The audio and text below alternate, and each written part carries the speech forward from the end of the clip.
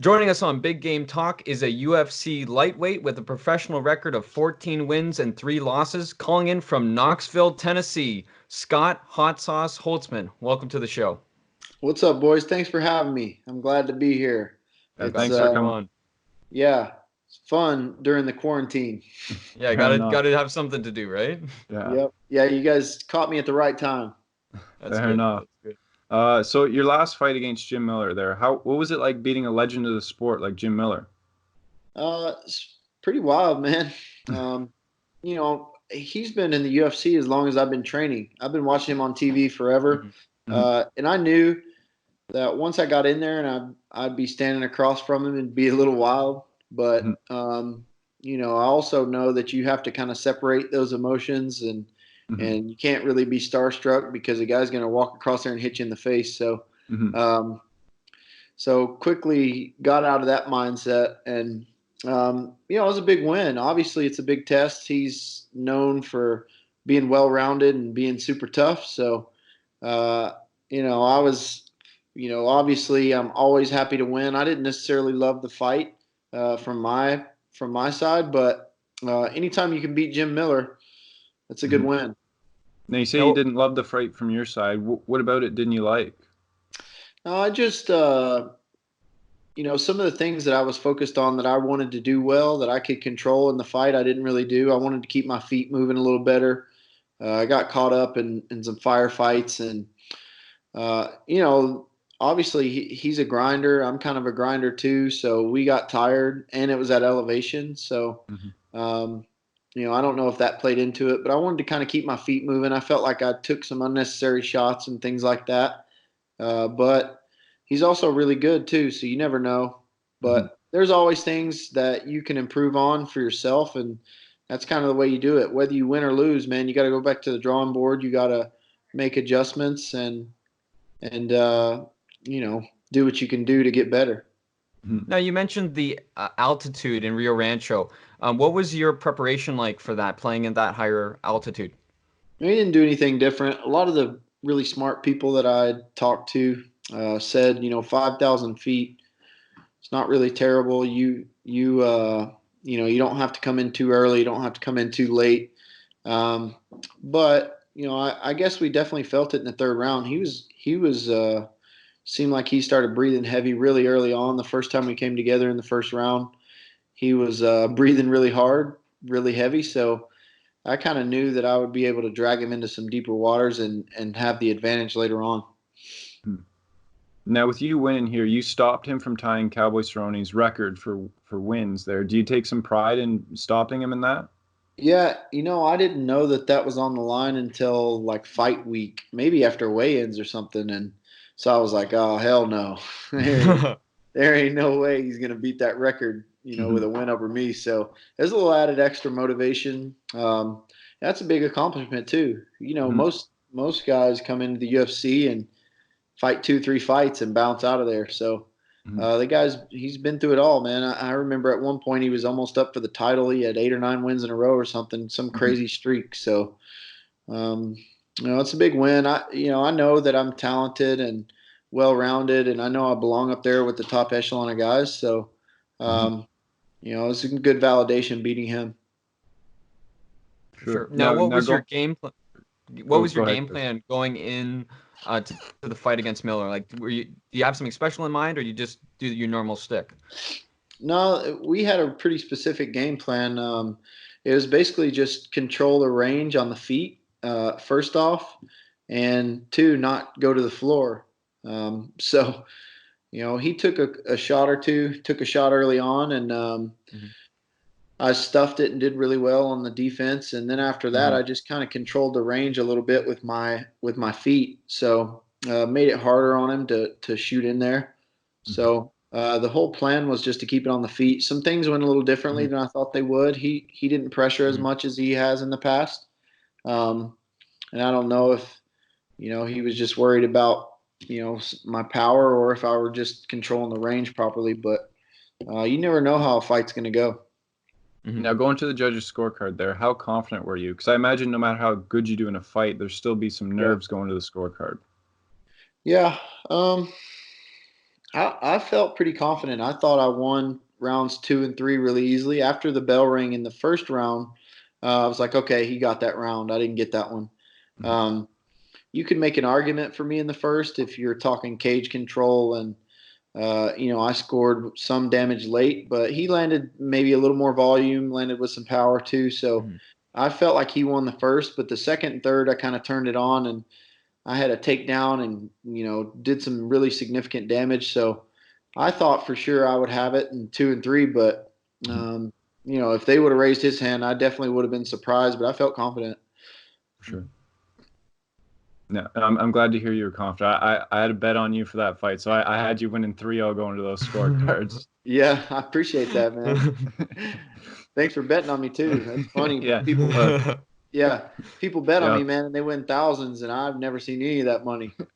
Yeah, fair enough. Well, thanks for winning. Thanks for putting some money in my pocket. You're welcome, man. For a word from our sponsor. All right, say goodbye to bad hair days once and for all with On Point Pomade. Whether you're looking for a timeless shine with an all-day hold or a natural finish with an irresistible, and I mean irresistible, fresh cologne scent, On Point Pomade will take your hair to the next level. Use discount code BGT10 for 10% off your entire purchase at onpointpomade.com. That's BGT10 for Big Game Talk, 10% off. Use that code. It helps us out and helps out our friends On Point Pomade. On Point Pomade, thank you for making this show possible. And now your positioning here too. You've won 2 in a row, 5 of your last 6. Where do you think you go from here? Do you think you can fight a ranked opponent now? Do you think challenge up? I mean, that's what we're trying for. We're trying for a ranked guy. There's not really anybody in the top 15 available right now, and now with this coronavirus, it's there's no telling what's going to happen, man. I mean, they have those 3 cards that were canceled. I mean, and that pushes all of those fighters in front of me and anybody else waiting to be matched up. And then you can't really match guys on cards that you don't know if they're going to happen or not. So we're all kind of at a standstill right now, and we're all unemployed at the moment. So, I don't really know what's going to happen. I know that there are some fun, exciting fights with other unranked guys, but I kind of said before this fight too, I don't really care about the rankings. I just want exciting fights that the fans will enjoy.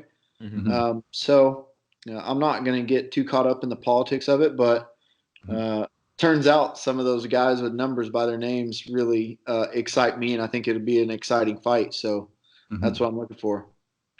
Now, last weekend when the UFC, things were still up in the air whether we'd be holding fight cards or not, UFC was scrambling for fighters to sign up. Basically, were you kind of thinking about throwing your hat in the ring?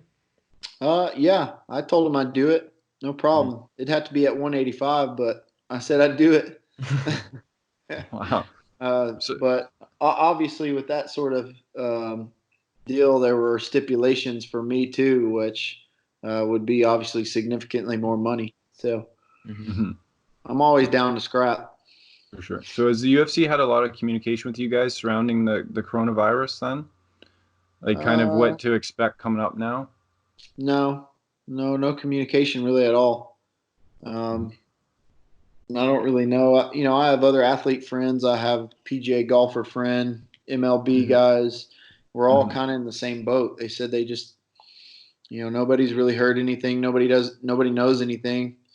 So I just think, everybody's trying to do the right thing and kind of quarantine and take a break, but it's hard, man, because we don't really know how to do it. We've been working hard for this goal for, our entire lives, and all of a sudden we're just supposed to sit around and not do anything, not even go outside or anything. So it's a difficult time, man, especially in the sports entertainment business. Yeah. So now, has this changed your kind of workout routines at all? Like, is your gym making changes right now because of Corona, or is it still business as usual? No, it's different for sure. The MMA gym's not open, so when you start talking about close quarters contact like you need for MMA, you have to be careful. So all the gyms are closed down.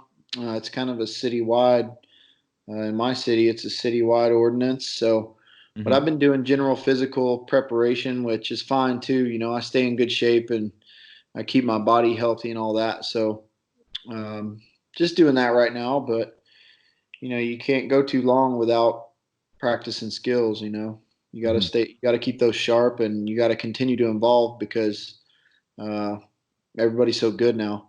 Mm-hmm. Mm-hmm.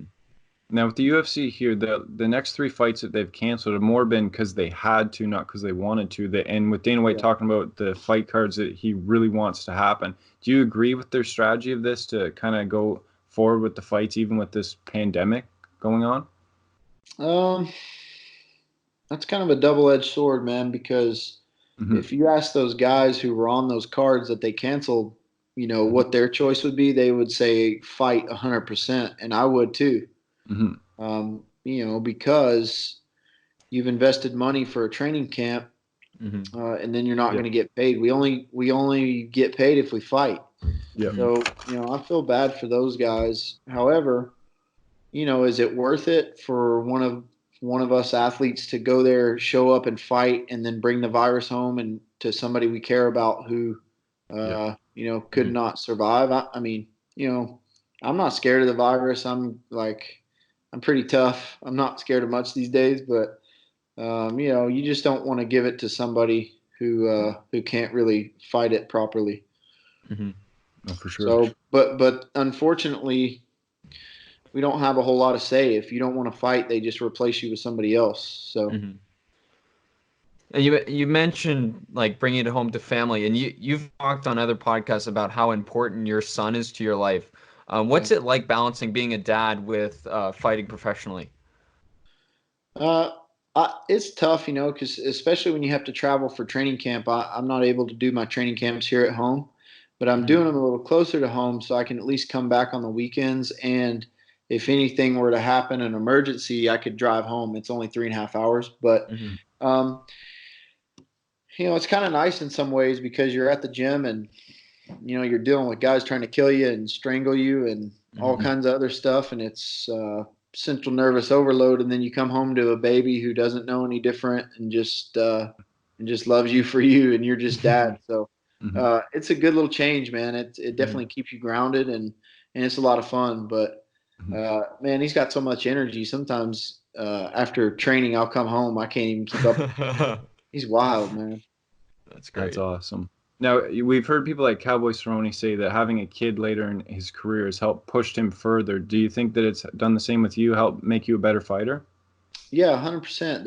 There was a time there before he came where I was like, okay, well maybe I'm winding down in my career. I'm kind of getting to the age where people say I should be winding down, but then when the baby came, it was a new motivation, kind of like, well, I want to make him proud. So Mm-hmm. I still Mm-hmm. felt good. My body still feels good. I'm still having fun, and I don't have to work behind a desk or have a boss yelling at me or any shit like that. So Mm-hmm. I'm still riding the wave for a little bit. I know there are some guys that are much older than me still fighting and still Mm-hmm. doing really well. So Mm-hmm.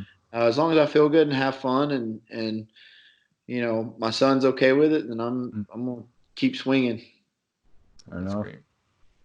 Now, going back to earlier in your career, you fought on the Khabib Connor UFC 229 card against Alan Patrick. What was that whole fight week experience like, especially with the two of them going at it the whole week? Yeah.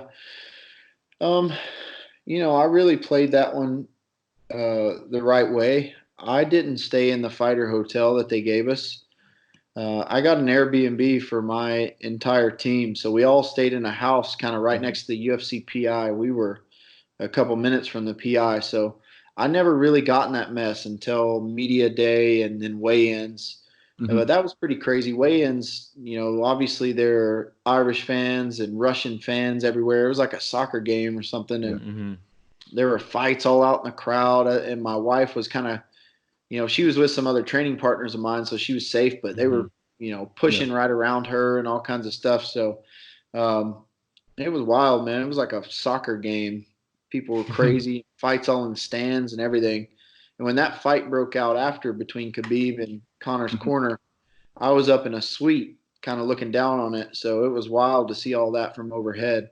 Mm-hmm. But Cool experience, man. Some really passionate fans, and to see how far the UFC's come has been a cool thing. And I would think personally for you, knowing that so many more people would be watching this card, it was been a big showcase for you as well. Yep. Yeah, I feel like I made the most of that opportunity. I knew it would be a big one. I was, opened up the card on Fox Mhm. Sports One or Fox, whatever.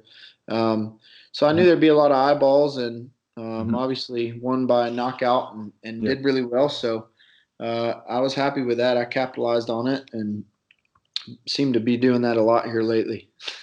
fair enough. We hope it keeps going.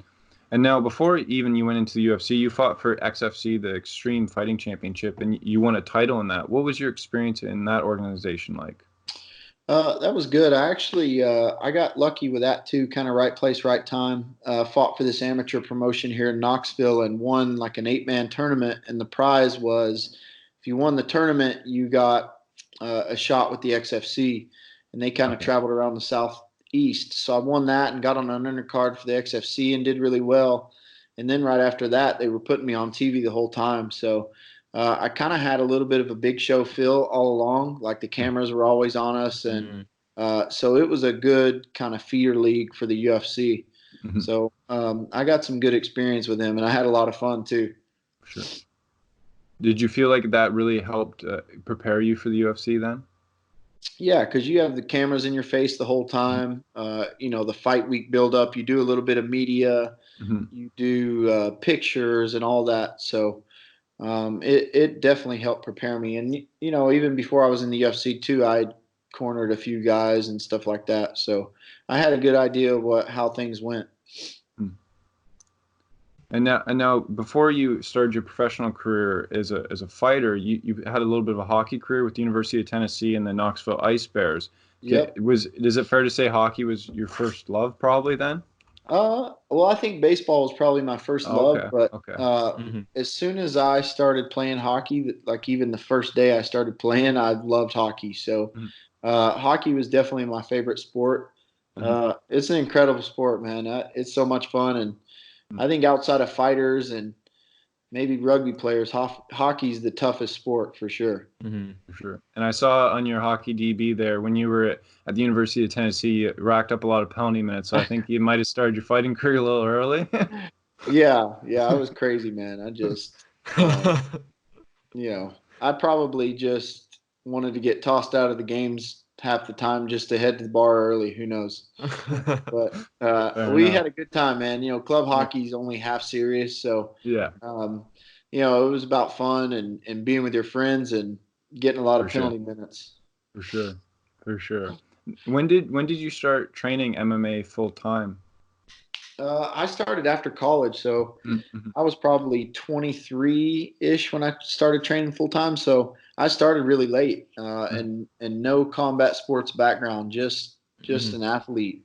Mm-hmm. Played baseball, hockey, football, all that. So really late start, and I think that's one of the reasons why I'm still able to, still feeling good and fighting at 36. So not a lot of Mm-hmm. mileage on me Mm-hmm. because of the late start. So um, still kicking, man. For sure. And what made you want to do it?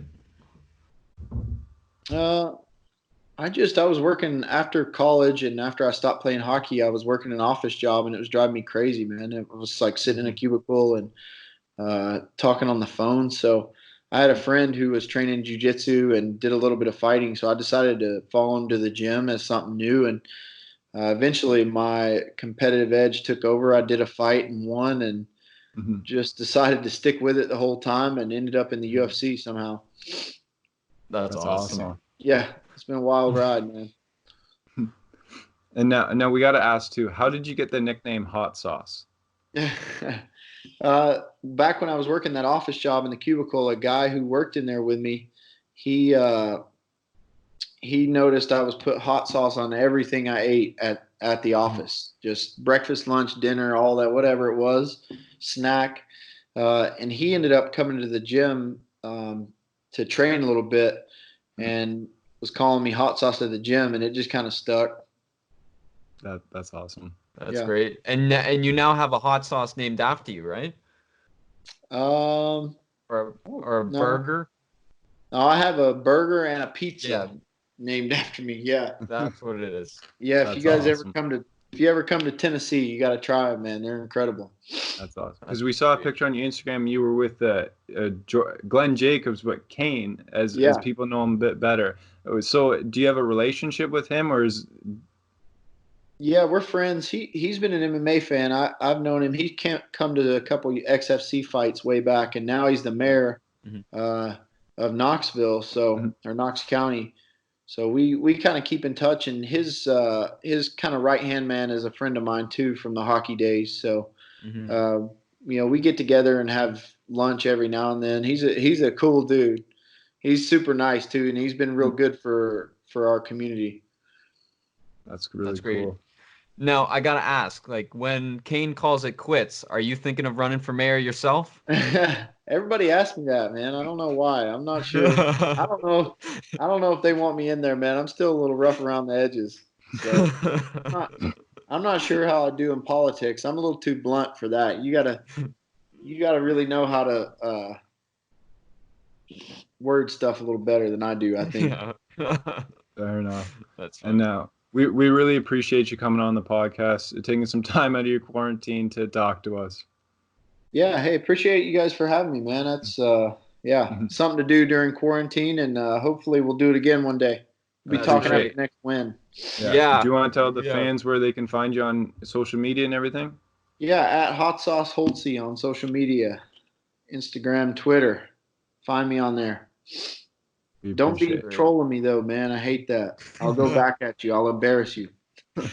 Love it. We love it. Good. All righty, boys. Thanks a lot. Take care, okay? Thank you, man. We appreciate it. All righty. See you later.